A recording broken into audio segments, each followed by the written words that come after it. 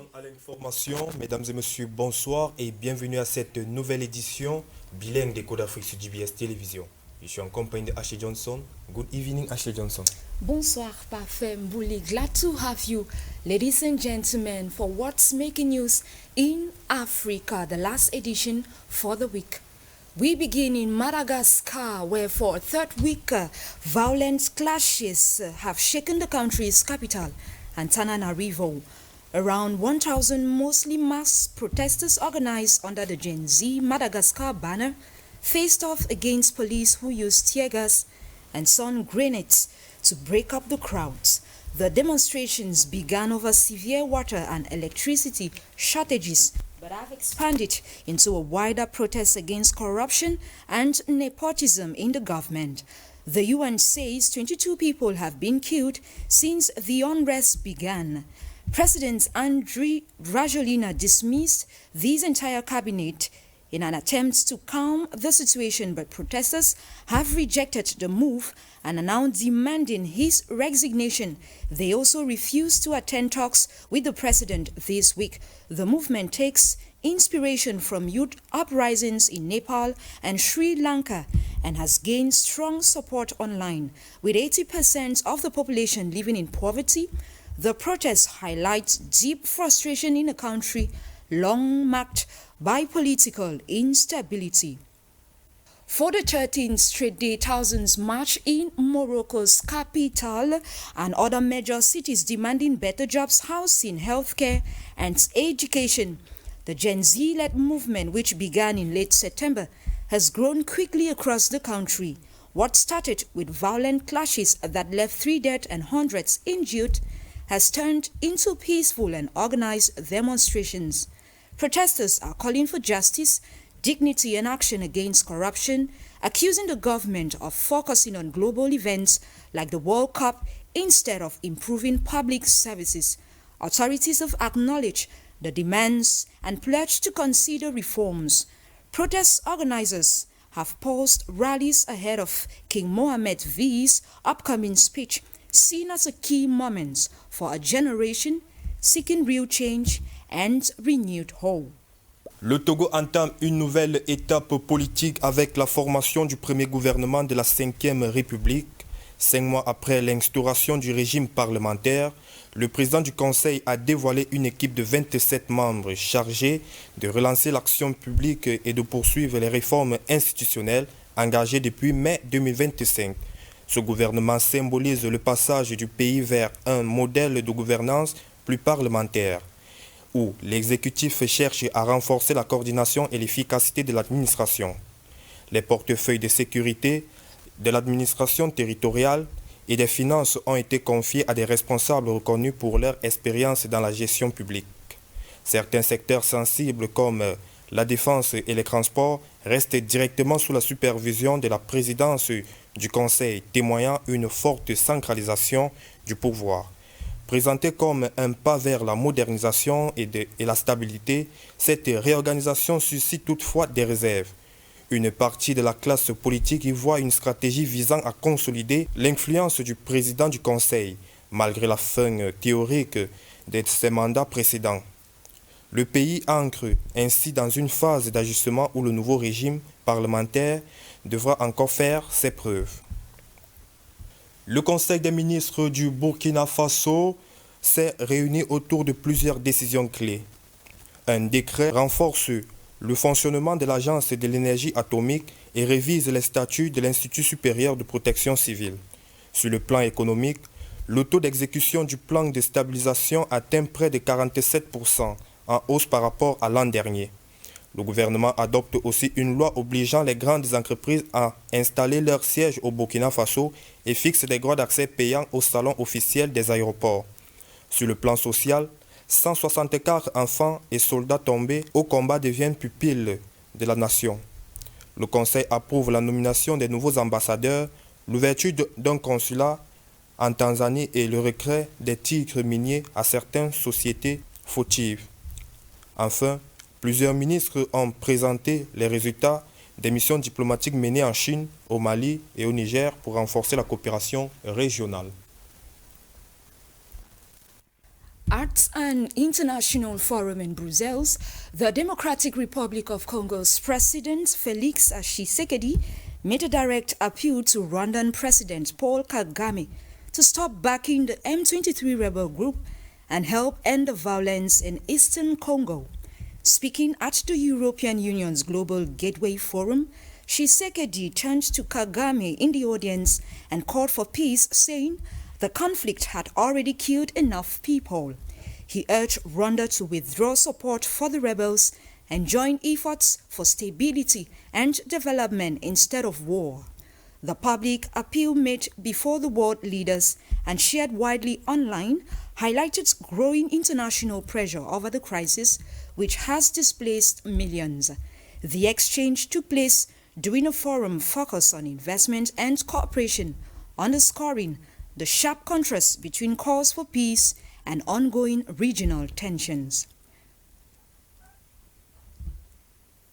Mali's transitional government, General Assimi Goïta, has dismissed 12 senior military officers for alleged involvement in a failed coup attempt in August, according to a decree made public on Wednesday. The order dated October 7 removes several top figures, including Brigadier Generals Abbas Dembele and Neymar Sagara, as part of disciplinary action. Authorities say the group was linked to a subversive act on August 1, which security forces claim to have foiled. Investigations are still underway to find other suspects. The decree also accuses a French national, Jean-Christian Bernard Vizilier, of taking part in the plot, an allegation that could deepen tensions between Mali and France. This is the latest in a series of military purges under Goïta's leadership, reflecting ongoing divisions within the armed forces as the junta faces continued security threats and political uncertainty. Anissé Georges Deleguélé représentera le parti L'Union pour le renouveau centrafricain à la présidentielle de décembre 2025. Sa désignation a été officialisée à Bangui lors d'un congrès extraordinaire du parti. Cette décision met fin à la collaboration entre l'URCA et le Bloc républicain pour la défense et la Constitution, une coalition d'opposition qui a décidé de boycotter le scrutin. En réaction, la coalition a exclu l'URCA de ses rangs. Avant son investiture, Anissé Georges Deleguélé a renoncé à sa nationalité française, une étape nécessaire pour se conformer aux exigences légales. Il a toutefois fait part aux préoccupations concernant la lenteur du renouvellement de son passeport et souhaite un traitement équitable de sa demande. Sa candidature reste confirmée par l'autorité nationale des élections. À ce jour, 6 mandats, dont le président sortant Faustin Archange Touadéra, ont déjà déposé leur dossier. Le dossier de candidature s'achèvera le 11 octobre. Une délégation marocaine séjourne au Sénégal pour donner un nouvel élan à la coopération entre les deux pays. Conduite par le ministre des Affaires étrangères, cette mission s'inscrit dans la vision du royaume visant à renforcer les liens économiques entre les pays du Sud. Le Maroc mise sur les domaines stratégiques comme les infrastructures, l'énergie, l'agroalimentaire et le développement des petites et moyennes entreprises. Ces secteurs sont considérés comme essentiels pour stimuler la croissance et encourager les échanges commerciaux durables sur le continent. Les chiffres témoignent de cette dynamique. Les échanges entre le Maroc et le Sénégal ont progressé, passant de moins de 100 millions de dollars en 2010 à près de 370 millions en 2024. Cette évolution illustre la solidité du partenariat et l'intérêt mutuel des deux pays pour une coopération fondée sur la confiance, la solidarité et le développement partagé. Au cours de sa visite, le chef de la délégation marocaine a affirmé l'attachement du Maroc à la coopération Sud-Sud. Il a aussi transmis la volonté du Royaume à continuer à soutenir les projets africains porteurs d'avenir et bénéfiques à tous les partis. We take leave of you in sports to say that Mohamed Salah scored twice as Egypt beat Djibouti 3-0 on Wednesday, securing their spot at next summer's World Cup, With one qualifying match left, Ibrahim Abdel added a third goal as Egypt topped their group, becoming the third African nation to qualify after Morocco and Tunisia. It will be Egypt's first World Cup appearance since 2018 when they exited in the group stage. The draw for the tournament will take place on December 5 in Washington, D.C. In other qualifiers, Burkina Faso beat Sierra Leone 1-0 to stay second behind Egypt. Cape Verde drew 3-3 with Libya and now leads Group D 2 points ahead of Cameroon, who defeated Mauritius 2-0. Ghana crushed the Central African Republic 5-0, needing just one more point to qualify, while Madagascar beat Comoros 2-1. Mali, Niger, and Zambia also secured wins in their respective groups.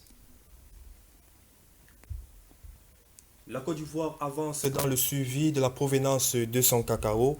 Près de 40% de la production nationale est désormais classée pour la campagne 2024-2025. Cette démarche vise à mieux contrôler la chaîne d'approvisionnement avant d'entrer en vigueur la future loi européenne contre la déforestation.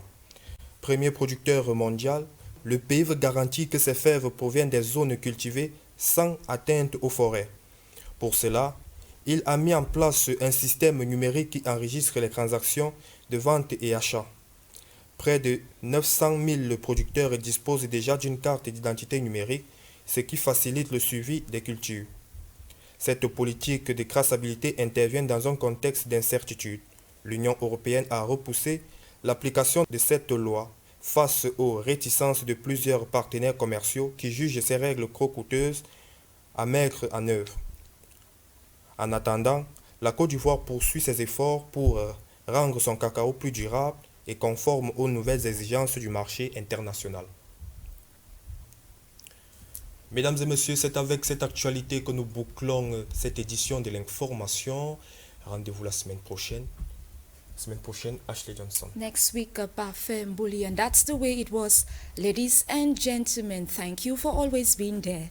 We take the rendezvous for next week, God willing. Happy weekend and God bless you.